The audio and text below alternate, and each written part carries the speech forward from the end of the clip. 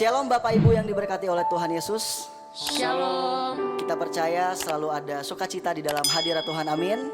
Amin. Yuk saat ini kita siapin hati kita untuk menaikkan satu pujian yang berkata bahwa Tuhan kita adalah Tuhan yang baik dan anugerahnya kekal dulu, sekarang, dan sampai selama-lamanya.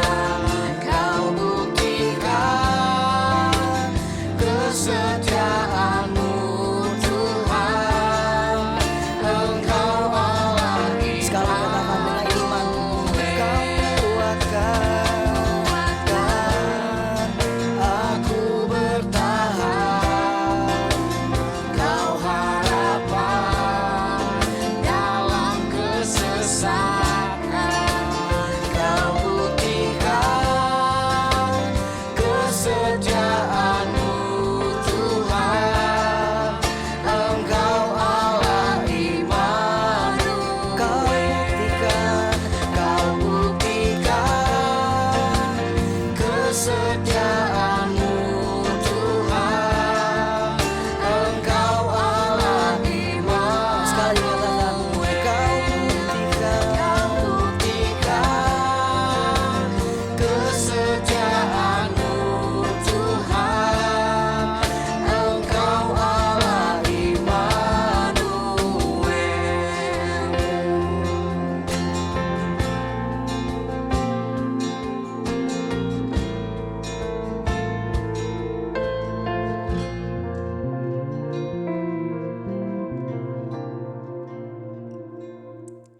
Shalom Bapak Ibu, saudara-saudari yang terkasih dalam nama Tuhan Yesus Kristus. Puji Tuhan, hari ini kita akan kembali bersama-sama belajar kembali untuk firman Tuhan. Kita mau merenungkan dari firman Tuhan yang saya percaya dapat merubah cara berpikir kita, merubah paradigma kita sehingga hidup kita semakin hari menjadi dikuatkan, menjadi lebih baik, bahkan menjadi lebih dewasa di dalam Tuhan. Nah sebelum itu mari kita sama-sama bersatu dalam doa. Izinkan saya memimpin kita dalam doa, kita berdoa. Tuhan adalah Bapa kami yang bertata dalam kerajaan surga, kami bersyukur Tuhan karena anugerah, karena kasih, karena rahmat-Mu yang kami rasakan hari lepas hari dalam hidup kami. Di tengah-tengah keadaan yang saat ini mungkin kurang baik, tapi kami percaya penyertaan Tuhan akan terus menyertai kami. Biarlah lewat renungan singkat hari ini Tuhan, jemaat Tuhan, anak-anak Tuhan dikuatkan dan kami kembali bangkit untuk kami menghadapi tantangan di depan Tuhan. Kami percaya Tuhan Roh Kudus akan membimbing, menaungi kami sehingga firman ini tidak lalu begitu saja. Hamba yang telah Engkau percayakan untuk menjadi perpanjangan tangan dan mulut-Mu Tuhan. Pakai mulut hamba. Biarlah setiap perkataan yang keluar dari mulut dan lidah hamba Tuhan, itu biarlah tetap berada dalam koridor-Mu dan berasal daripada Roh Kudus. Terima kasih Tuhan Yesus. Kami menyerahkan pemberitaan firman Tuhan, renungan singkat hari ini ke dalam tangan-Mu. Dalam nama Bapa, Putra, dan Roh Kudus kami berdoa dan bersyukur. Haleluya. Amin. Bapak Ibu saudara-saudari yang terkasih dalam nama Tuhan Yesus Kristus, hari-hari ini memang kehidupan, keadaan dan yang kita alami tidak baik. Di tengah-tengah pandemi yang masih merajalela, pemerintah sekarang memberlakukan PPKM yang berkepanjangan, seringkali membuat kita khawatir, seringkali membuat kita takut, seringkali membuat kita yang sekarang yang tadinya semangat untuk bekerja sekarang udah takut-takut mau keluar rumah, ya kan? Nah apalagi yang sekarang ini yang bisa kita lakukan apa sih? Yang dulunya kita bisa kemana-mana, liburan, sehari 2 hari kita bisa pergi ke tempat liburan, tempat wisata. Sekarang kita hanya bisa berdiam diri di rumah, kita hanya bisa berserah kepada Tuhan dan berharap ada mujizat Tuhan yang terjadi di negeri kita. Terkhusus dalam ruang lingkup kecil di keluarga kita. Setidaknya keluarga kita tidak terpapar dengan pandemi. Nah maka itu saya mengajak kita merenungkan satu firman Tuhan dari Yohanes pasal 6 ayat yang pertama sampai dengan yang ke-14. Saya akan bacakan untuk kita semua Bapak Ibu, saudara-saudari yang terkasih. Bercerita tentang Yesus memberi makan 5.000 orang. Sesudah itu Yesus berangkat ke seberang danau Galilea, yaitu danau Tiberias. Orang banyak berbondong-bondong mengikuti Dia karena mereka melihat mujizat-mujizat penyembuhan yang diadakannya terhadap orang-orang sakit. Dan Yesus naik ke atas gunung dan duduk di situ dengan murid-muridnya. Dan Paskah, hari raya orang Yahudi sudah dekat. Ketika Yesus memandang sekelilingnya dan melihat bahwa orang banyak berbondong-bondong datang kepadanya, berkatalah ia kepada Filipus, "Di manakah kita akan membeli roti supaya mereka ini dapat makan?" Hal itu dikatakannya untuk mencobai ia, sebab ia sendiri tahu apa yang hendak dilakukannya. Jawab Filipus kepadanya, "Roti seharga 200 dinar tidak akan cukup untuk mereka ini. Sekalipun masing-masing menempatkan sepotong kecil saja." Seorang dari murid Yesus yaitu Andreas, saudara Simon Petrus berkata kepadanya, "Di sini ada seorang anak yang mempunyai 5 roti jelai dan 2 ikan. Tetapi apakah artinya itu untuk orang sebanyak ini?" Kata Yesus, "Suruhlah orang-orang itu duduk." Adapun di tempat itu banyak rumput, maka duduklah orang-orang itu kira-kira 5.000 laki-laki banyaknya. Lalu Yesus mengambil roti itu, mengucap syukur dan membagi-bagikannya kepada mereka yang duduk di situ. Demikian juga dibuatnya dengan ikan-ikan itu sebanyak yang mereka kehendaki. Dan setelah mereka kenyang, ia berkata kepada murid-muridnya, kumpulkanlah potongan-potongan yang lebih supaya tidak ada yang terbuang. Maka mereka pun mengumpulkan dan mengisi 12 bakul penuh dengan potongan-potongan dari kelima roti jelai yang lebih. Setelah orang makan, ketika orang-orang itu melihat mujizat yang telah diadakannya, mereka berkata, dia ini benar-benar nabi yang akan datang ke dalam dunia. Nah, Bapak Ibu saudara-saudari yang terkasih dalam nama Tuhan Yesus Kristus, melihat problema, melihat permasalahan yang terjadi di negeri kita, bahkan di seluruh dunia saat ini, maka saya mengajak kita merenungkan satu peristiwa yang sudah lampau terjadi ketika masih zaman Tuhan Yesus, ketika mereka menghadapi sebuah persoalan juga. Ya, makanya saya memberikan tema kepada kita, perenungan kita hari ini adalah persoalan yang menjadi mujizat. Karena tidak bisa dipungkiri kehidupan kita pun dipenuhi dengan persoalan. Ya, nah ketika persoalan datang, ketika badai hidup datang, ketika segala sesuatu yang tidak baik itu datang, yang kita harapkan adalah mujizat Tuhan. Ya, nah tapi seringkali kita berkata, saya akan melihat mujizat Tuhan. Mujizat masih ada. Pertanyaannya adalah bagaimana cara kita bisa melihat secara langsung, merasakan secara langsung, tidak cuma mendengar kesaksian orang tentang mujizat. Nah di peristiwa ini, dalam kejadian ini kita mau belajar bersama-sama. Ada 3 hal yang setidaknya kita bisa pelajari bagaimana kita bisa melihat, kita bisa merasakan mujizat di tengah-tengah pandemi yang ada Bapak Ibu. Sehingga kita semua sebagai jemaat Tuhan, sebagai anak Tuhan tidak lagi khawatir, tidak lagi takut akan persoalan yang kita hadapi sekarang. Nah yang pertama, mujizat tidak akan pernah terjadi tanpa ada iman dalam hati kita. Ya, mujizat tidak akan pernah kita lihat, rasakan secara pribadi tanpa ada kepercayaan dalam hati kita. Berbeda dengan ceritanya kalau kita cuma mau dengar mujizat. Kita dengar orang kesaksian di gereja, wah puji Tuhan. Keluarga saya kemarin sakit ketika minum air putih langsung sembuh. Ya, kita mendengar. Tapi apakah kita merasakan secara langsung? Belum tentu. Makanya untuk bisa merasakan yang pertama adalah iman kita. Yang pertama adalah kita harus percaya. Makanya di ayat 5-7, mari kita lihat sama-sama kembali bahwa di ayat 5 Tuhan Yesus berkata demikian. Ketika Yesus memandang sekelilingnya dan melihat banyak orang berbondong-bondong datang kepadanya, berkatalah ia kepada Filipus. Filipus adalah murid Tuhan Yesus. Maka dia bertanya kepada muridnya dan dia berkata demikian. Di manakah kita akan membeli roti supaya mereka ini dapat makan? Maksud Tuhan Yesus di ayat 6 adalah hal ini dikatakannya untuk mencobai Filipus yang adalah muridnya, anak Tuhan, hamba Tuhan. Ini mau ngetes nih imannya, ya. Mau ngetes sejauh mana dia percaya sama gurunya, sama orang yang dia teladani yang dianggap sebagai guru, sebagai Tuhan, sebagai nabi, ya, sebagai orang yang bukan cuman guru selamat, tapi juru selamat. Bukan cuman yang mengajar, tapi yang melakukan itu. Nah, kemudian di ayat 7 jawab Filipus. Ini yang mengagetkan Bapak Ibu. Roti seharga 200 dinar tidak akan cukup untuk mereka ini. Oke? Sekalipun masing-masing mendapatkan sepotong kecil saja. Kita bisa melihat kualitas iman dari seorang murid Tuhan Yesus di sini Bapak Ibu. Ya. Ketika Tuhan Yesus membenturkan dengan satu problem, ya. Dan Tuhan Yesus menanyakan secara langsung kepada anak muridnya sendiri, kepada pengikutnya sendiri, ternyata bisa down juga. Ternyata bisa ketakutan juga. Ya. Filipus yang tiap hari ikut Tuhan Yesus pelayanan. Ya. Gimana dengan kita? Apakah iman kita sudah kokoh? Apakah iman kita sudah kuat? Apakah kita sudah yakin bahwa walaupun pandemi di mana-mana, walaupun kemudian pemerintah membatasi semuanya terserah dengan istilah apapun itu, apakah kita tetap percaya sama perlindungan Tuhan? Atau kita masih dalam tetap ketakutan. Sampai membatasi diri, saya nggak bisa datang ke gereja pelayan, nggak bisa, sorry nggak bisa. Takut. Ya. Nanti di jalan gimana? Bapak Ibu, saya kalau mau kesaksian ketika saya di Solo, awal pandemi saya di Solo. Ya. Di Solo kemudian ketika pandemi kita tetap kerja Bapak Ibu. Tetap bangun gereja. Puji Tuhan, udah 2 kali saya tes, saya belum positif. Saya berharap tidak positif sama sekali Bapak Ibu. Saya waktu itu percaya bahwa walaupun ada pandemi, yang penting saya bekerja buat Tuhan, udah gak usah khawatir. Tuhan tidak akan membiarkan anaknya jatuh lebih jauh. Itu yang saya percaya, maka kita pun juga harus punya iman. Karena kenapa? Tanpa iman akan sangat sulit kita terlepas dari ketakutan.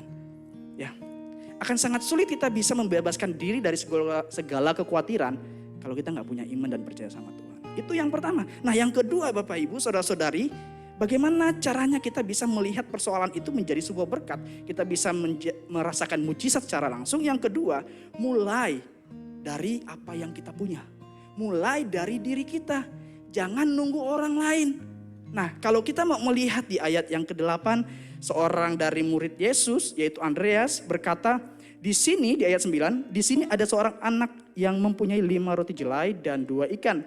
Tetapi apakah artinya itu untuk orang sebanyak ini?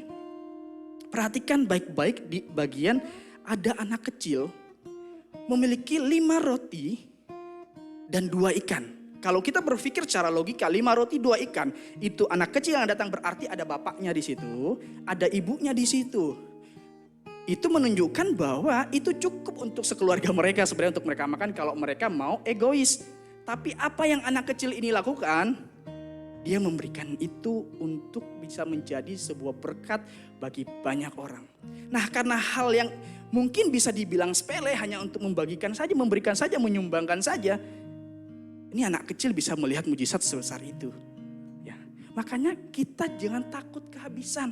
Jangan sampai takut karena wah sekarang udah kerjaan bisnis kacau. Kerjaan udah banyak yang kena PHK. Nyari kerja sekarang susah. Bapak Ibu ingat peristiwa ketika Elisa dan janda miskin di satu raja-raja. Ketika itu Elisa datang minta bikinin roti. Apa janda itu bilang, ya Tuhan ini makanan terakhir kami. Kalau kami ada, saya dan anak saya aja makan besok kami mati gak ada makanan lagi. Apa yang Elisa katakan? Buat aja. Percaya sama Tuhanmu, itu buat kamu kasih kepada sahabat Tuhan yang waktu itu adalah Elisa yang membutuhkan. Kasih ke dia dan Tuhan akan melakukan pekerjaannya. Apa yang terjadi? Di tempayannya tidak pernah habis tuh gandum. Minyaknya tidak pernah habis di tempatnya. Padahal katanya tadi itu makanan, sekali makan terakhir besok udah mati. Kata istilahnya artinya tidak ada makanan lagi. Ini yang saya ingin bilang bahwa jangan takut, jangan khawatir. Iya pandemi ini ganas. Kita semua tetap waspada, tetap jaga jarak, kita tetap ikutin protokol. Tapi bukan berarti kita kemudian ketakutan sampai kita membatasi semuanya. Pemerintah membatasi dikit, kita menambah-nambahi itu.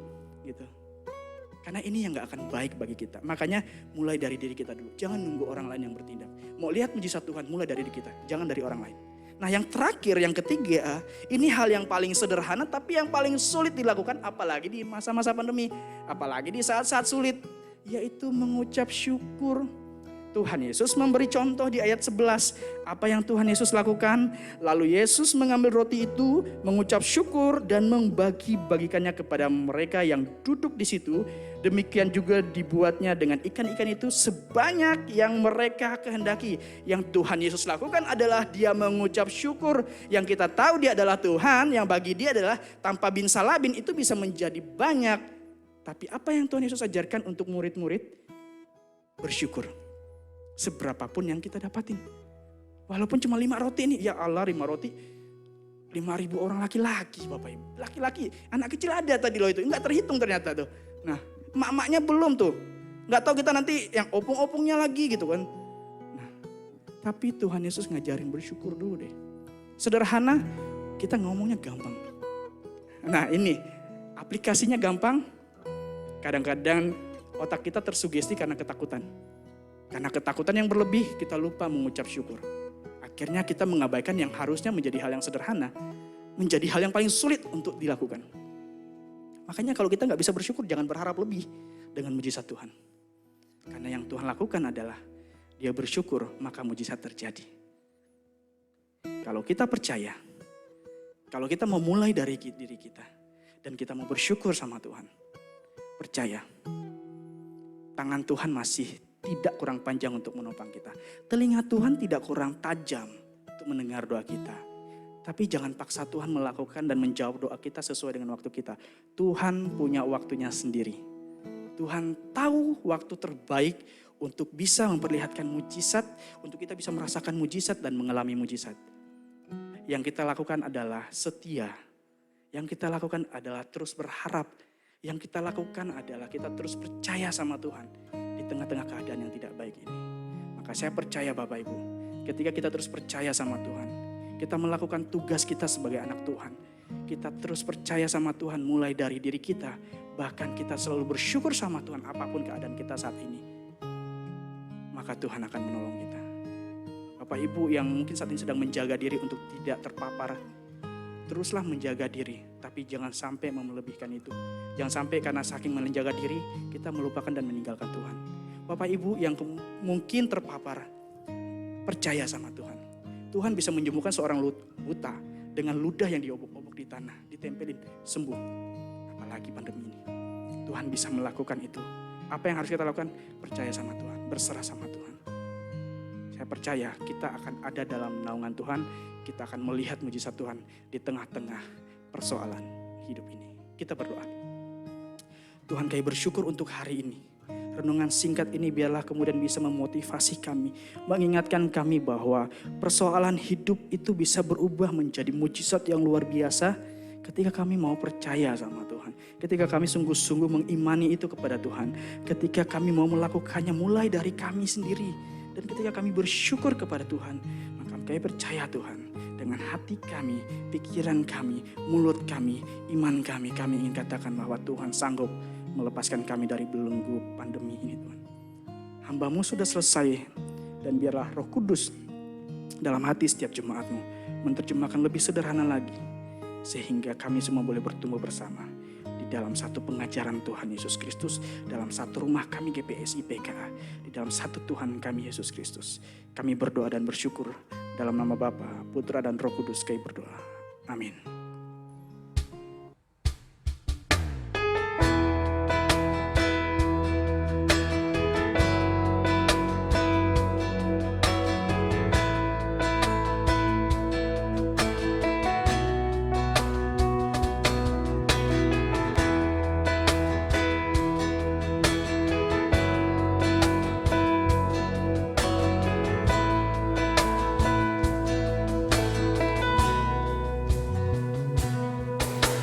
Yesus Tuhan, mulialah namanya. Yesus Allahku, besar kasih-Nya. Dahulu, sekarang, dan sampai selamanya. Kasih-Nya tak pernah berubah. Katakan Yesus. Yesus Tuhan, mulialah namanya.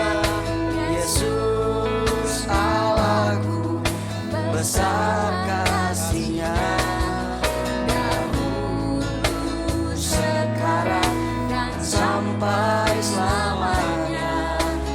Kuasa-Nya tak pernah berubah.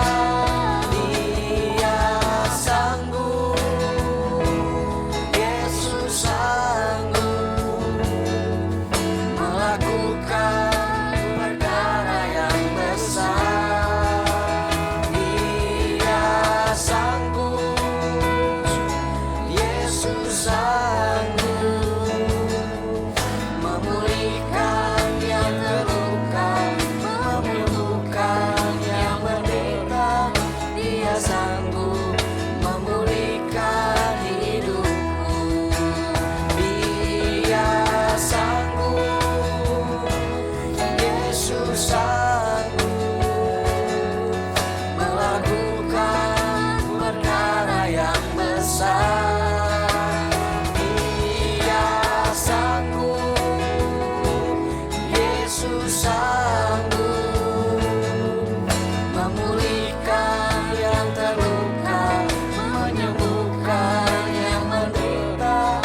Dia sanggup memulihkan hidup. Katakan dia sanggup, dia sanggup